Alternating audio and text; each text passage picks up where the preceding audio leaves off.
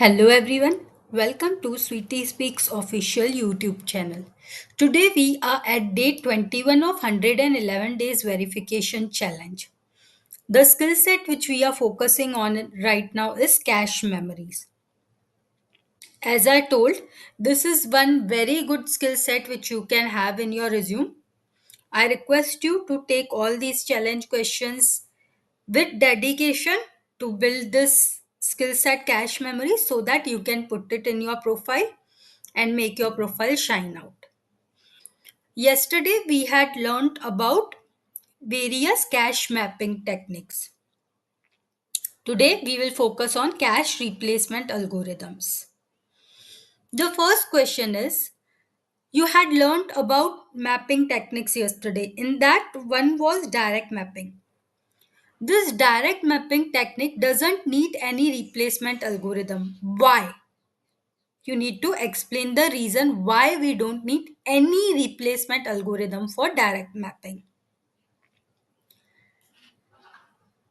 There are three major cache replacement algorithms. There will be more, but main as a fresher, you should know at least these three. That's why I have picked these three. So the first algorithm which you should know is least recently used, LRU we call it. The second is most recently used, we call it MRU. And the third is first in, first out, we call it FIFO. You need to explain these cache replacement algorithms with an example.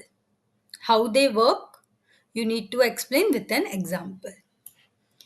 Third question is a numerical. Let me help you understand it.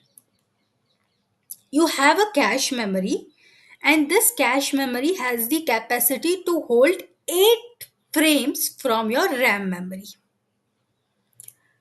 Initially, let's consider that this cache memory is empty.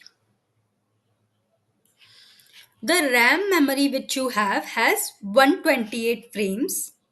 Each frame in your RAM is of 1 byte and you have a byte addressable system. Consider that the processor which you have has requested for the frames in following sequence.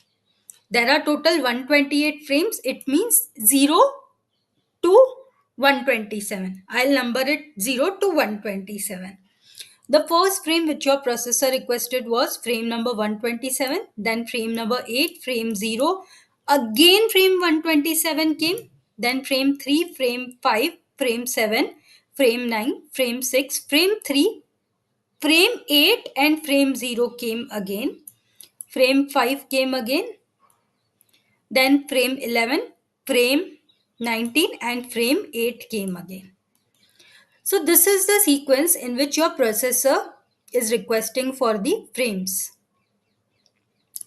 You need to calculate the number of cache misses which will happen.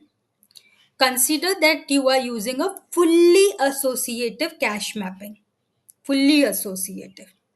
And with fully associative, in first case you are using LRU. So if you are using fully associative cache memory with LRU, how many cache misses do you get? Then how many do you get in MRU and how many you get in FIFO?